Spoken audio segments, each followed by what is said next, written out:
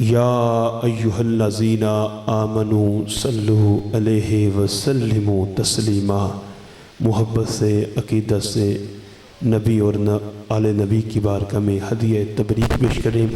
अस्सलातु वस्सलामु अलैका या सय्यदी या रसूल अल्लाह वाला आलिका वसहाबिका या सय्यदी या हबीबल्लाह। अस्सलातु वस्सलामु अलैका या ख़ातमल मुस्लिमीन वाला आलिका वसहाबिका या ख़तम अम्बिया वल मुरसलीन। बलगल्लुलाब कमालही कशफत तुजाब जमालही हसनत जमीउ खिसालही सल्लु अलैहि व आलिहि। या साहिबल जमाल व या सय्यदल बशर मिन वजहिकल मुनीर लक़द नुव्विरल कमर ला युमकिनुस्सनाउ कमा कान हक़्क़ुहु बादज़ खुदा बुज़ुर्ग तो ही किस्सा मुख्तसर। अल्लाह रब्बुल इज़्ज़त की हम्द व सना और उसके प्यारे हबीब सल्लल्लाहु तआला अलैहि व आलिहि वसल्लम की बारगाह में हदियाए तबरीक पेश करने के बाद आली मर्तबत स्टेज की ज़ीनत उलमा, हुफ़ाज़ और जमी अहले मोहब्बत सामीन सामियात, भाइयों, बुज़ुर्गों, दोस्तों, अस्सलामु अलैकुम व रहमतुल्लाहि व बरकातहू।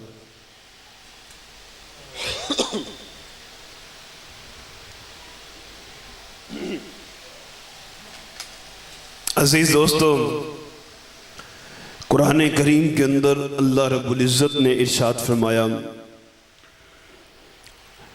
फ़ज़्कुरूनी अज़्कुरुकुम वश्कुरूली वला तकफुरून। इरशाद फरमाया फ़ज़्कुरूनी, तुम मेरा जिक्र करो, अज़्कुरुकुम, मैं तुम्हारे चर्चे कर दूंगा।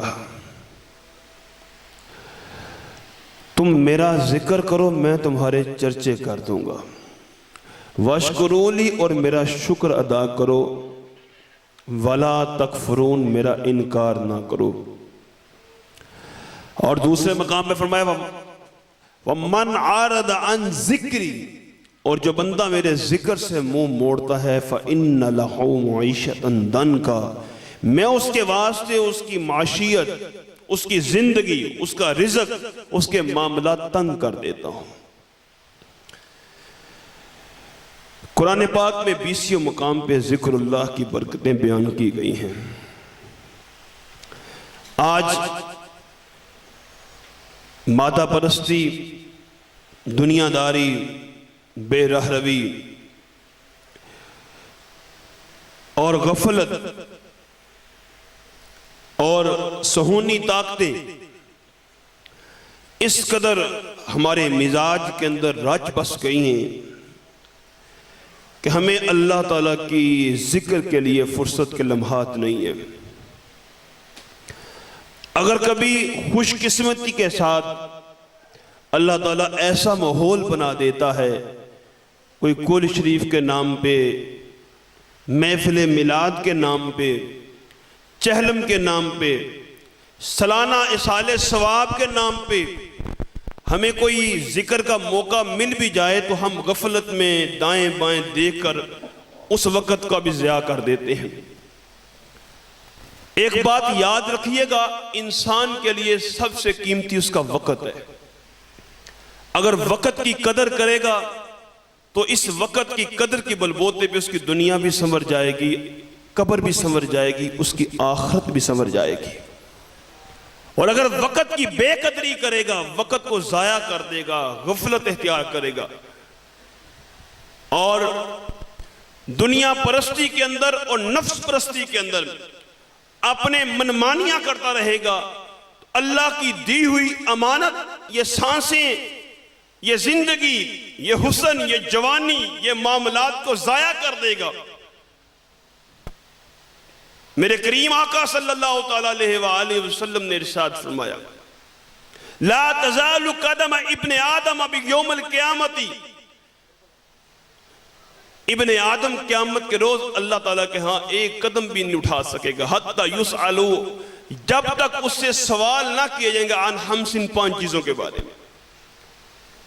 आदम का बच्चा क़यामत के रोज अल्लाह की बारगाह में एक कदम भी नहीं उठा सकेगा जब तक वो अल्लाह के 5 सवालों का जवाब नहीं देगा। पहला सवाल होगा अन शबाबिही, जवानी के बारे में। ओ मेरे बंदे, तेरे पास मेरी इतनी बड़ी नेमत जवानी आई थी, बता जवानी को तूने कहां पे फना किया है? चौराहों पे लोगों की जवान बेटियों को ताड़ते रहे, लोगों की इज्जतें देखते रहे। मेरा तो हुक्म ये था कि दूसरों की बेटी को भी अपनी बेटी समझना, दूसरों की बहन को भी अपनी बहन समझना। तूने अपने नफ्स को राजी करने के लिए, अपनी शहवत की तस्कीन के लिए अपनी निगाहों को नापाक करते रहे, गंदगी के अंदर तूने अपनी जवानी गुजार दी। बता जवानी कहां पे तूने गुजारी है, कहां पे जवानी फना की है?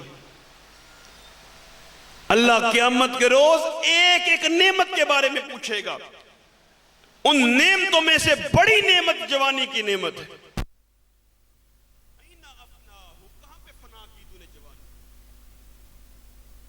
हम कहते हैं जवानी मस्तानी होती है, और यही तो दिन खाने पीने के हैं, यही तो दिन मौज मस्ती के हैं। मेरे दोस्तों, एक बात याद रखिएगा और दिल की तख्ती पे ये बात लिख लें। अल्लाह की जात के लिए आप जितनी बड़ी कुर्बानी देते हैं, अल्लाह की जात के लिए आप जितनी बड़ी इब्तिला में मुब्तला होते हैं, अल्लाह की जात के लिए आप जितना बड़ा एहसार करते हैं, अल्लाह की जात के लिए आप अपने आप को जितना दबाते हैं, जो मेयार आपकी कुर्बानी का होता है, अल्लाह के यहां वही स्टेटस आपकी इज्जत का होता है। हम कहते हैं हमें कोई तकलीफ नहीं होनी चाहिए, हमें कोई परेशानी नहीं आनी चाहिए, हमें कांटा भी नहीं चुभना चाहिए, लेकिन हम अल्लाह के बड़े लाडले बन जाए। ए दोस्तों, नबियों से मासूम कोई नहीं हो सकता, नबियों से महबूब कोई नहीं हो सकता, नबियों से तकवा में कोई उनका हमसर नहीं हो सकता, और नबियों से कोई लाडला नहीं हो सकता। लेकिन कोई एक नबी ऐसा बता दो जिसके ऊपर आजमाइश ना आई हो, तकलीफ ना आई हो, इब्तिला ना आई हो। क्या नबियों पे आरे नहीं चले? क्या नबियों को लोगों ने अपने माशरे में निकाला नहीं है? माशरे ने उनको जुटलाया नहीं है? कोई एक नबी की सीरत मुझे बता दो जिसकी सारी कौम ने मिलकर तायीद की हो, सारी कौम ने मिलकर उसकी तस्दीक की हो। राह हक में कांटे ज्यादा, फूल कम, पर इस राह पे चलने वाले खुशी रहे पछताए कम। आज एक मां का इंतकाल हुआ, तुम असूली तौर पे हक तो यह बनता था कि वालिदैन की अजमत बयान करते ही, लेकिन मेरा मिजाज थोड़ा मुख्तलिफ है। मैं कहता हूं कि मां की शानें इतनी हमने उलमा ने बयान कर दी कि हमसे ज्यादा लोगों को याद हो चुकी हैं।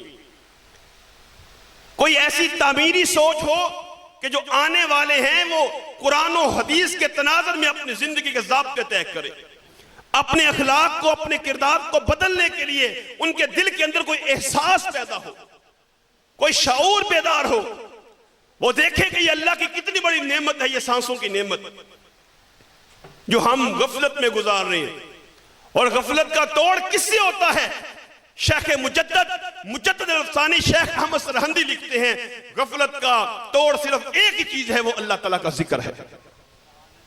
इसलिए मैंने आज का मौजू सुखन, मौजू इंतखाब अल्लाह के जिक्र को बनाया है। कुरान के लहजे में अल्लाह फरमाता है, मन आरदा अन जिक्री, जो बंदा मेरे जिक्र से मुंह मोड़ता है, अल्लाह फरमाता है व इन्न लहू मुईशतन दनका, मैं उसके लिए जिंदगी तंग कर देता हूं। आज जिंदगी में मसाइब का रोना रोते हो, माशियत का रोना रोते हो, तकलीफ का रोना रोते हो, जरा अल्लाह से पूछो, अल्लाह तू बता किन लोगों पे तू माशियत तंग करता है, किन लोगों पे तू बहरान डालता है, किन लोगों पे तू कहत डालता है, किन लोगों के हालात तू तंग करता है।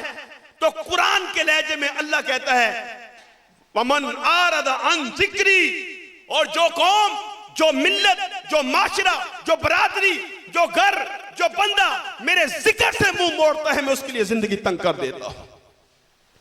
कितना मनाया अल्लाह को। कारोबार के लिए बड़ी रातें जागे, बच्चों के लिए बड़ी रातें जागे।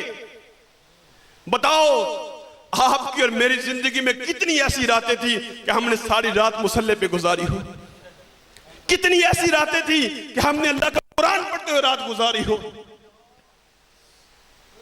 जरा अपने मन में डूब कर पाजा सुरागे जिंदगी, तो मेरा नहीं बनता तो ना बन, अपना तो बन। मेरे और आपके जिक्र करने से, मेरे और आपके राह रास्त पे आने के साथ मुझे बताओ अल्लाह का फायदा हो जाएगा। सारी की सारी मखलूक, इंसो जिन, फरिश्ते, सारे के सारे अगर यकमुश्त होकर अल्लाह की इबादत करना शुरू कर दें तो अल्लाह के बारगाह में, अल्लाह के खजानों में एक तिनके का भी उनका अल्लाह का फायदा नहीं कर सकते। और सारी मखलूक अल्लाह की नाफरमानी और तमर्रुद पे उतर आए, एक जर्रा बराबर भी अल्लाह का नुकसान नहीं कर सकते। दरअसल अल्लाह का जिक्र करना, अल्लाह को याद करना, अपने बातन का तस्फिया और तज़किया करके रब के साथ अपना बातनी रूहानी कनेक्शन बनाने के साथ अल्लाह का फायदा नहीं, हमारा अपना फायदा है। लेकिन हम क्या कहते हैं? हम कहते हैं ए जान मिठा अगला किसने डिठा। ये बस मौलवियों की बातें हैं। दोस्तों एक बात याद रखना, अगर प्रैक्टिकल करना है, अगर आजमाना है तो अपने नफ्स के साथ मुशारता कीजिएगा, शर्त लगा लें, अपने आप को इस चीज के लिए कायल करें, भाई इतने साल तूने दुनिया भी तो कमाई है ना, इतने साल कारोबार बनाया है ना, इतने साल तूने प्रॉपर्टी बनाई है ना, इतने साल तूने गाड़ियां बनाई है ना, इतने साल तूने नफ्स को वो ताबेदारी की है ना। ऐसा करता हूं मैं, एक महीना अपने रब को मनाने के लिए कमर बस्ता हो जाता हूं। अपने लैलो नहार, सुबह से लेके शाम तक का शेड्यूल और जदवल जो है उसके अंदर 5 नमाजों को शामिल कर ले। हर नमाज के बाद कुरान पाक को पढ़ना और तर्जमा उसका करना और उसको सीखना और उसको समझने के लिए अपने आप को एग्री कर ले। रात को जल्दी सो जाने की आदत बना ले, सुबह जल्दी तहज्जुद के वक्त उठने की आदत बना ले।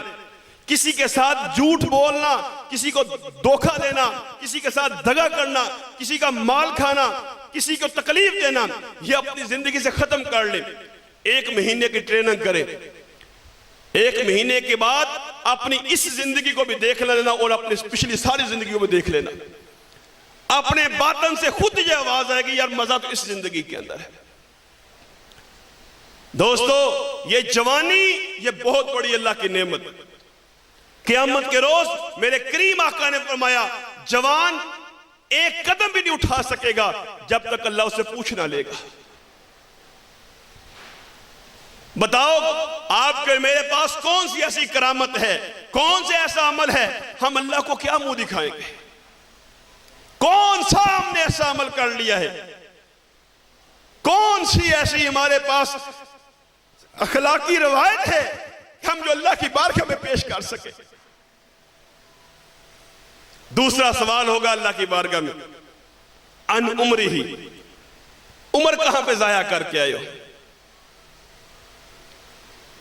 दुनिया में आए, सारी जिंदगी कमाते रहे, बनाते रहे, दुनिया का माल दुनिया में छोड़ गए। ये काम तो जानवर भी करते हैं, बच्चे जानवर हमसे ज्यादा पैदा करते हैं। वो भी जानवरों की तरह आना, दुनिया में पैदा हुए, बच्चे पैदा किए, घर बनाए, दुनिया बनाई, छोड़ के चले गए। ये जिंदगी का मकसद तो नहीं था। जिंदगी का मकसद क्या था? जिंदगी का मकसद यह था कि इंसान अल्लाह के दिए हुए इख्तियार के साथ और अल्लाह के दिए हुए इल्म के साथ, अल्लाह की दी हुई अकल के साथ इंसान हक की पहचान करे, और जब हक की मार्फत हो जाए तो उस हक को पाने के लिए जिंदगी वक्फ कर दे।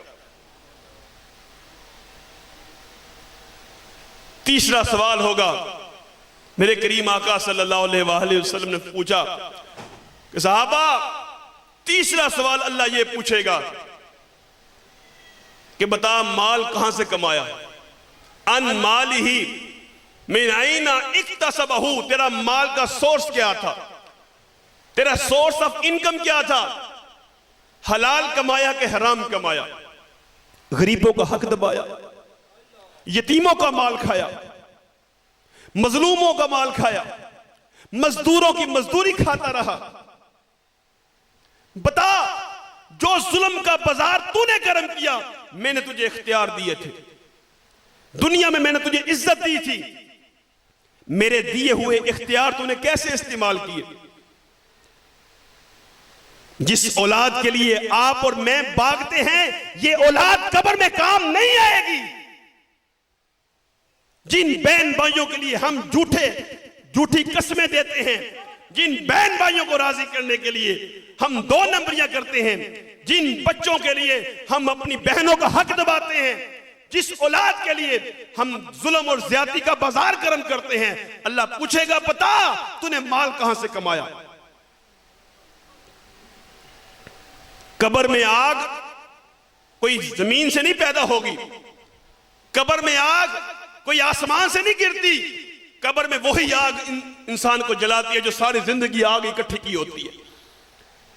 जिस आग को सारी जिंदगी, जैसे वो हुक्के की टोपी होती है ना, उसमें जितने आप वो अंगारे रखते जाते हैं उसी के अंदर वो जलता है। ये भी एक हुक्के की टोपी है हमारे दिल के अंदर, जो जिंदगी में अंगारे इकट्ठे करने हैं उसी में बाद में जलना है। अगर इंसान के अंदर शऊर बेदार हो जाए, अगर इंसान के अंदर कोई फिक्र बेदार हो जाए, इंसान अपनी तखलीक का मकसद समझ जाए, तो उसकी जिंदगी का मिजाज बदल जाता है। वो जिंदगी तो गुजारता है लेकिन वो इस दुनिया में एक मुसाफिर की तरह रहता है। वो इस दुनिया में सांसों को भी अल्लाह की अमानत समझता है, इख्तियारात को भी अल्लाह की अमानत समझता है, औलाद को भी अल्लाह की अमानत समझता है। और वो खाइन नहीं होता, वो बददियानत नहीं होता। ये निगाह अल्लाह की अमानत है। मैंने ये जो आयत अभी खुतबा में पढ़ी, फज़कुरूनी अज़कुरुकुम, तुम मेरा जिक्र करो मैं तुम्हारे चर्चे कर दूंगा। और इसके आगे अल्लाह फरमाता है वशकुरूनी वला तकफुरून, मेरा शुक्र करो मेरा इनकार ना करो। शुक्र क्या है? शुक्र क्या है? जुबान से कहते ना शुक्रिया शुक्रिया शुक्रिया शुक्रिया, ये शुक्र नहीं है। माल का शुक्र यह है कि अपने माल के साथ दूसरों के लिए आसानियां पैदा करना, गरीब की गुर्बत का तमस्कुर और मजाक न उड़ाया जाए। अगर अल्लाह ने इल्म दिया है तो इल्म का शुक्र यह है कि उस इल्म को तकसीम किया जाए, और अगर अल्लाह ने इज्जत दी है तो उस इज्जत का शुक्र यह है कि गरीबों को भी इज्जत दी जाए। हमने स्टेटस बनाए हैं मालो दौलत पे, हमने म्यार कायम किया है दुनिया की दौलत पे। हराम का पैसा हो, 2 नंबरी का पैसा हो, लूट मार का पैसा हो, नशा बेच के पैसा इकट्ठा किया जाए, हीरोइन बेच के माल इकट्ठा किया जाए। पैसा हो, हम उस बंदे का कद काट बड़ा ऊंचा कर देते। एक हमारा इंतिखाब है, एक हमारे रब का इंतिखाब है, हमारे नबी का इंतिखाब है। मुसलमानों, जब तक हम अपने असल पे नहीं आएंगे अल्लाह हमारी कौम की हालत नहीं बदलेगा। मुसलमानों, जब तक हम कुरान के साथ नहीं जुड़ेंगे तब तक हमारी तकदीर नहीं बदलेगी। इकबाल रो रो के दुनिया से चले गए, वो मुअज़्ज़ज़ थे जमाने में मुसलमान होकर, और तुम खार हुए तारिक कुरान होकर।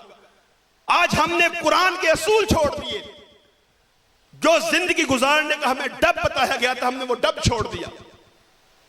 अल्लाह पूछेगा बता तूने माल कहां से कमाया।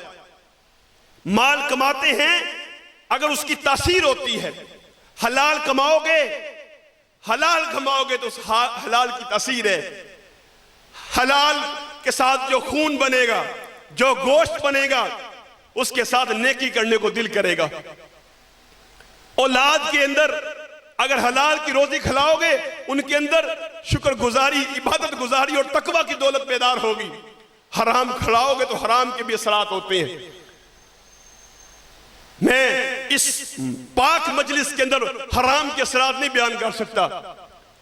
वो आपको पता है हराम के असरात क्या क्या होते हैं।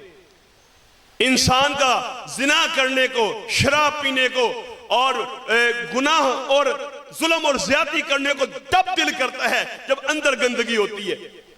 जब अंदर पाकी हो फिर गुनाह करने को दिल नहीं करता। मलेरिया का मरीज हो ना, बुखार चढ़ा हो, उसको मीठी चीज भी दोगे ना, उसको कड़वी लगेगी। क्यों? मीठी चीज तो मीठी है, उसको क्यों कड़वी लग रही है? उसका अपना टेस्ट बदल गया है। जब हमारे अंदर गंदगी होती है, हमारी रूहें बीमार होती हैं। नेकी मीठी है लेकिन उसको मीठी नहीं लगती। इस महफिल में बैठना, अल्लाह की रहमतें बसर हो रही हैं, अल्लाह की करम नवाजियां हो रही हैं, अल्लाह की रहमत की बारिश हो रही है। मुझे बताओ, बारिश अगर साफ जमीन पे हो तो वहां तो फसल उगती है। अगर वही बारिश किसी रूढ़ी पे पड़ जाए तो, जहां पे गंदगी हो, बताएं, उलामा भी बैठे हैं, रूढ़ी पे बारिश पड़ने से कभी कोई फसल उगी है? क्यों नहीं उगी? वो रूढ़ी के अंदर गंद है, वहां से बदबू आती है, स्मेल आती है। जब अंदर गंदगियां हो तो फिर कुरान और हदीस असर नहीं करती। जब अंदर गंदगी हो, जब निगाहों में गंदगी हो, जब जुबानों पे झूठ की गंदगी हो, समातों में हराम की गंदगी हो, दिल के अंदर बददियानती की गंदगी हो, जब जुल्म और ज्यादती मन में बसती हो, उस वक्त ना कुरान असर करता है, ना हदीस असर करती है। नबी पाक से बड़ा इस कायनात में कोई मुबल्लिग नहीं हो सकता और उनसे मौसर किसी की बात नहीं हो सकती। वो कितने चक्कर अबू जहल के पास जाते थे, वो कितने चक्कर अबू लहब के पास जाते थे। जब हमारे दिल के अंदर सनम खाने बने होते हैं, अंदर गंदगी होती है, फिर कुरान और हदीस असर नहीं करती। इसलिए दोस्तों, अपने आप को पाक करने का तरीका यह है कि अपने दिल का कनेक्शन अपने रब से जोड़ लें। मेरे करीम आका ने फरमाया, तीसरा वो सवाल होगा कि बता बंदे, माल कमाया कहां पे? चौथा सवाल होगा, मिन ऐन अनफक्तहू, बता मेरे बंदे तूने माल को खर्च कहां पे किया? जब इंसान हराम का माल कमा लेता है, फिर अल्लाह के रास्ते पे देने को दिल नहीं करता। फिर कहता है कोडी करा लो, कबूतरबाजी करा लो, कुत्ते लड़ा लो, कंजरियां नचा लो, खुसरे सिटवा लो। जब हराम का माल इकट्ठा हो तो वहां पे आप नुमाइश देखा करो। वहां पे माल लगाने को दिल करता है, क्यों? उस माल की तासीर है, उस माल का असर है। माल की तासीर इंसान के मिजाज को बदल देती है। एक बंदे को हलाल खिलाओगे, उसके चेहरे की रंगत देख लो, उसकी गुफ्तगू का अंदाज देख लो। एक बंदे को हराम खिला के देख लो, उसकी भी चेहरे की रंगत देख लो, उसकी गुफ्तगू का असर देख लो, उसकी शख्सियत के अंदर सुकून देख लो। भाग लो जितना तुमने सुकून के लिए। माल इसलिए कमाया था ना कि सुकून मिले, माल इसलिए बनाया था ना, गाड़ी बड़ी इसलिए ली थी कि सुकून मिल जाए, प्रॉपर्टी इसलिए बनाई थी कि मुझे लोग मेरी वाह वाह करेंगे, सुकून मिलेगा, नफ्स की तस्कीन मिलेगी। ऐ अल्लाह, तूने इंसान को बनाया है, तू बता तूने इसका सुकून कहां पे रखा है कि सुबह से लेकर शाम तक दौड़ता है, कमाता है, झूठ सच बोलता है, सुकून को तलाश करता है। तू बता, तू अपने कुरान में क्या कहता है कि तूने इस बंदे को बनाया है, इसकी बनावट तूने की है, इसकी तखलीक तूने की है, इसकी क्रिएशन तूने की है, इसको अदम से वजूद तू में लेके आया है, इसके रूह को बनाने वाला तू है, इसका रूह जो है वो तेरा अमर है।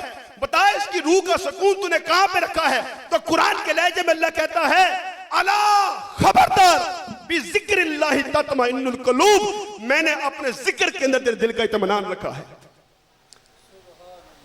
मैंने अपने जिक्र के अंदर तेरे दिल का सुकून रखा है, मैंने अपने जिक्र के अंदर तेरे लिए लज्जत रखी है।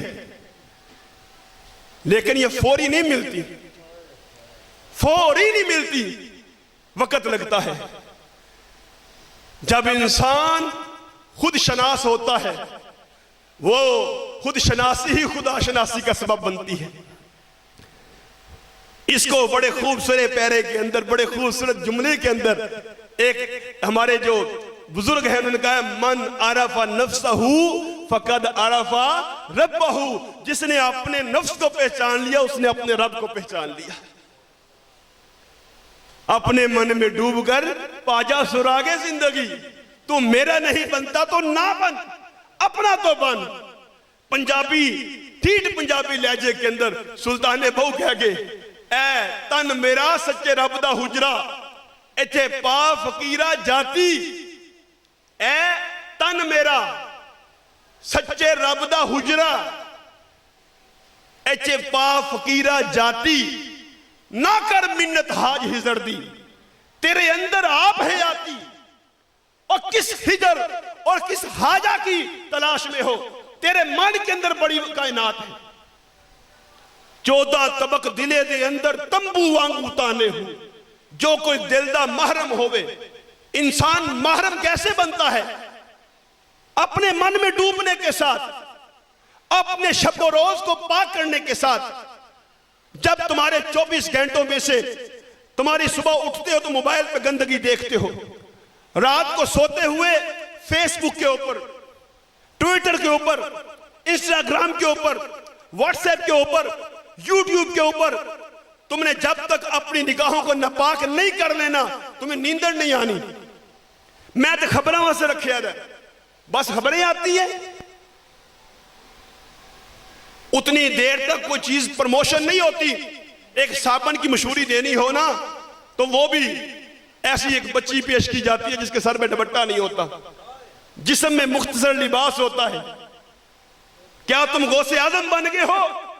इतनी निगाह तुम्हारी पाक हो गई है। तुम्हारे पास वलायत का कौन सा दर्जा है कि तुम अपने दिल पे काबू पा सकते हो, अपने जज्बात को कंट्रोल कर सकते हो? क्या इस गंदगी के असरात तुम्हारे दिल पे नहीं पड़ते? ये एक हाल है, मैरिज हाल है, इसकी इतनी खिड़कियां हैं। अगर खिड़कियां खुली हुई हो तो रोज यहां पे सफाई करनी पड़ती है। बाहर से डस्ट गंदगी उड़ उड़ के अंदर आ जाती है। ये भी है एक दिल भी हमारा, ये भी एक कमरा है, ये भी एक मैरिज हाल है, इसकी ये भी खिड़कियां हैं, ये भी खिड़कियां हैं, ये भी खिड़कियां हैं, ये भी खिड़कियां हैं, ये भी खिड़कियां हैं। हाथ से गुनाह करोगे असर दिल पे पड़ेगा, आंखों से बदनिगाही करोगे असर दिल पे पड़ेगा, जुबान से झूठ बोलोगे असर दिल पे पड़ेगा, कानों से गंदगी सुनोगे, झूठ सुनोगे, गीबत सुनोगे, उसका असर भी दिल पे पड़ेगा। जब इतनी खिड़कियां हैं तो दिल साफ कैसे होगा? दिल की सफाई होती है अल्लाह के जिक्र के साथ, अल्लाह की याद के साथ। और अल्लाह की याद कैसे इंसान को आती है? शेख सादी से पूछ लेते हैं कि मैं साले बनना चाहता हूं, मैं नेक बनना चाहता हूं, मैं अपने रब के साथ ताल्लुक बनाना चाहता हूं, बताओ तरीकाकार क्या है? शेख सादी कहते हैं सोहबते ताले तुरा ताले कुनद, सोहबते साले तुरा साले कुनद। तू नेकों के साथ बैठ, नेकों के साथ मोहब्बत कर, नेकों के साथ प्यार कर, अपनी कंपनी, अपनी बैठक नेकों के साथ कर ले, अल्लाह तुझे नेक बना देगा। शराबियों के पास बैठोगे, जवारियों के पास बैठोगे, कबूतरबाजों के पास बैठोगे तो उनकी सोबत के सरात होंगे। अल्लाह वालों के पास बैठोगे तो जिंदगी बदल जाएगी। जिस्म बीमार हो जाए, आंखें खराब हो तो कभी आप दिल के डॉक्टर के पास गए हैं? कान खराब हो जाए तो कभी आप नाक के डॉक्टर के पास गए हैं? गुर्दे खराब हो जाए कभी आप फेफड़े वालों के पास गए हैं? दिल का आर्जा हो तो कभी आप हड्डी वाले के पास गए हैं? जिस्म के डॉक्टर हैं कि रूह के डॉक्टर नहीं है। जिस्म के इलाज के लिए MBBS करना पड़ता है, रूह के इलाज के लिए अपने नफ्स की पहचान करनी पड़ती है, अपने रब की मार्फत हासिल करनी पड़ती है। जिस्म बीमार हो जाए तो डॉक्टर के पास भाग के चले जाते हो, रूह बीमार होती है तो क्यों नहीं किसी अल्लाह वाले के पास जाते, क्यों नहीं किसी दरवेश के पास बैठते, क्यों नहीं किसी आलम की सोबत इख्तियार करते। तुम इतने बड़े हो गए हो, जब बोलते हो दीन वालों पे कदगन फेंकते हो, गंदगी फेंकते हो, ये मौलवी ठीक नहीं है, तुम कितने ठीक हो, ये फलां ठीक नहीं है, तुम अपना देखो, जो ऐब उसमें पाया जा रहा है क्या तेरे अंदर नहीं पाया जा रहा। दोस्तों, ये एक फिक्र थी, ये एक तामीरी, एक करेक्टर बिल्डिंग की बात है, मिजाज बदलने की बात है। बस इन्हीं अल्फाज के साथ मैं अपनी बात को खत्म करता हूं और दुआ करता हूं कि अल्लाह करीम आज की इस हाजिरी की बरकत से हमारे मोहतरम हाफिज साहब, तारिक साहब, साजिद साहब, इनकी वालिदा की मगफिरत फरमाए। यकीन माने अजमत वालदैन पे तकरीरें बड़ी होती हैं, वालदैन का अदब एहतराम करना चाहिए, एक शरीयत का हक है, लेकिन मेरे ख्याल से अब हमें अपना अंदाज बदलना चाहिए। जब भी 10वें पे आए, 40वें पे आए, किसी भी दीनी मजलिस में बैठे, कोई ना कोई तामीरी सोच होनी चाहिए। आप कोई ना कोई ऐसी बात करें जिसके साथ सुनने वाले अपने अंदर महसूस करें, यार इकबाल कहते हैं सूरते शमशीर है दस्ते कज़ा में वो कौम करती है जो शब रोज अपने अमल का हिसाब। जो लोग अपने मामलात को बेहतर करने की कोशिश करते हैं, अल्लाह उस कौम को जाया नहीं करता, अल्लाह उस कौम से तलवार का काम लेता है, अल्लाह उस कौम को बुलंदियां अता करता है। हम यही समझ बैठे हम वो ठीक है जी, इस समझ ने, इस सोच ने हमें आगे नहीं बढ़ने दिया। हमने बेहतर से बेहतर तर होना है, अपने अखलाक को नबी के अखलाक से मुमासलत देनी है, अपने किरदार को नबी के किरदार के अक्कास बनाना है। और 5वां सवाल और अहम सवाल होगा, नबी पाक ने फरमाया पहला सवाल जवानी के बारे में, दूसरा सवाल जिंदगी के बारे में, तीसरा सवाल माल के कमाने के बारे में, चौथा सवाल माल को खर्च करने के बारे में। तूने मस्जिद में लगाया, मदरसे में लगाया, गरीब यतीम बेवा का सहारा बना या हराम कामों में लगाया। और 5वां सवाल होगा, अल्लाह पूछेगा तूने अपने इल्म के मुताबिक जो तुझे मैंने शऊर दिया था, शऊर के अंदर हजरत और मैं बराबर नहीं हो सकते। शऊर के अंदर एक बाप के 10 बेटे हों, 10 की सोच अलग है, एक बाप के 5 बेटे हैं, 5ओं की सोच अलग है। अल्लाह ने शऊर का म्यार अलग अलग बनाया है, फिक्र एक जैसी नहीं होती। जिस नहज पे अल्लाह ने किसी को फिक्र अता की होगी, जिस नहज पे अल्लाह ने किसी को अकल अता की होगी, उसका हिसाब भी उसकी अकल के एतबार से होगा। यह नहीं होगा कि अल्लाह एक जितना सबसे ले लेगा, ना ना, एक बंदे को अल्लाह ने शऊर ही बहुत बुलंद दिया है, फिक्र ही बहुत बुलंद दी है, इल्म ही बहुत बुलंद दिया है उसको। हक और बातिल की तमीज का जो कसौटी है वो ही उसके पास बहुत अच्छी है, वो तमीज कर सकता है, वो फर्क कर सकता है उसके अंदर। और एक बंदा जो है उसका ज़हनी तवाज़ुन ही दुरुस्त नहीं है, कम सोचता है, उसके अंदर बड़ा फर्क है। इसलिए अल्लाह पूछेगा क़यामत के रोज, बता मेरे दिए हुए इल्म के मुताबिक तू कहां तक अमल करता रहा। फकीराना आए सदा कर चले, मियां खुश रहो हम दुआ कर चले।